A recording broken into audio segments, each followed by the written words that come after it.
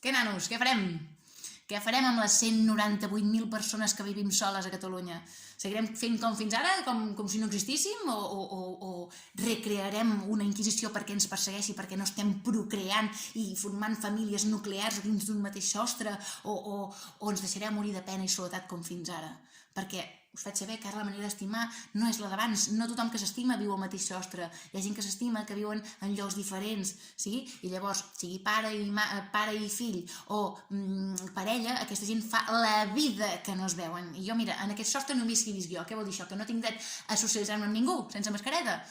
No sé, és que al final acabarem tots com la Sara, una veïna que baixa amb uns frankfurts lligats als turmells per tenir contacte amb algú, amb algun gos que vingui i llavors parlar amb l'amo, que la gent diu, hòstia, no tens por que mossegui? No, és que està buscant que mosseguin, perquè si només en suma, tu què fas? Doncs has de parlar amb el gos, de fer aquestes coses que feu vosaltres, de parlar amb els gossos, no? Hola, que maco, no sé què, ben agut, la ronyonada en l'aire, tot fatal, no? I ella prefereix, doncs això, que mossegui, i llavors aquí hi ha una mica més insult, caliu, no? Un contacte verbal, si s'arriba a les mans, doncs que s'hi arribi, escolta'm, vull dir, endavant, tot serà benvingut, si ha de venir la Inquisició i ens ha de matar, com a mínim correrem davant d'algú, farem alguna cosa, no sé.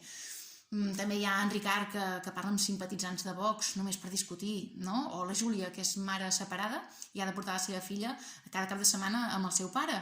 I clar, com ho ha de fer? S'ha d'amagar? Doncs no, posa un codi de barres al front de la nena i ha de marcar la creueta que diu transport de mercaderies. Així estem, ja està.